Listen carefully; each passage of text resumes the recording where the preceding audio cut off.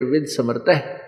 उस सच्चिदानंद घन ब्रह्म उस अकाल मूर्त शब्द स्वरूपी राम को पाने का एक ये ओम तत्सत 3 मंत्र का शब्द है, 3 मंत्र का जाप का निर्देश है।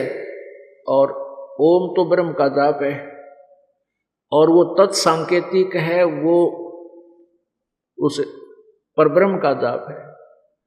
और सत्य भी सांकेतिक है, ये उस पूर्ण ब्रह्म सतपुरुष का जाप है। इन तीनों मंत्रों के मिल जाने से ये कंप्लीट मंत्र होता परमात्मा पाने का।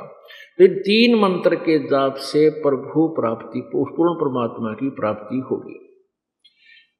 अब कबीर परमात्मा कहते हैं कि सोहम शब्द हम जग में लाए और सार शब्द हमने गुप्त छिपाए। सोहम तो परमात्मा कहते हैं हमने प्रकट किया। किसी भी इतिहास में, किसी सदग्रंथ में, वेदों में, गीता जी में या पुराणों में कहीं पर सोहम शब्द आपको नहीं मिलेगा। और इन सोहम शब्द जो लिया है इन नकली पंथों ने, ये कबीर जी की वाणी से निकाल लिया। इनको पता कुछ है ही नहीं, कहाँ जो सटेरन की जगह पर पहिया जोड़ दे कोई, बताओ के तो उसके पास वो फायदा हुआ उसका रखा रहने का, जो सत्य स्थान ही नहीं उसको पता।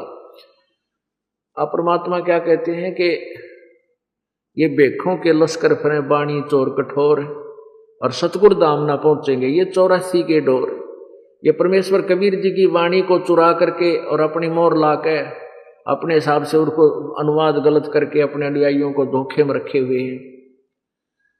कहते हैं वो चातुर प्राणी है। बेखों के लश्कर फिर, यानी पता नहीं कितने पंथ और उनके फिर अनुयायियों के लश्कर, लंगारे के लंगारे, यानी टोल के टोल फिरते हैं। और ये बाणी चोर कठोर उस परमात्मा की वाणी को चुरा रहे हैं। और सतगुरु धाम ना पहुंचेंगे, सतलोक नहीं जा सकते, ये रहेंगे 84 के ढोर, यानी 84 लाख योनियों में यही चक्कर काटते रहेंगे। जैसे शिवजाल जी राधा स्वामी पंथ के प्रवर्तक जी प्रेत बनकर अपनी ही बुक शिष्या में प्रवेश हैं, तो अगले दिनों में ये फिर दूसरी योनि में चला जाएगा, पशु पक्षियों की योनि प्राप्त करेगा। अपनात्मा सतनाम 2 अक्षर का है और वही गुरु नानक जी ने जाप किया, वही गरीबदास जी ने, और वही इस दास को प्राप्त हुआ।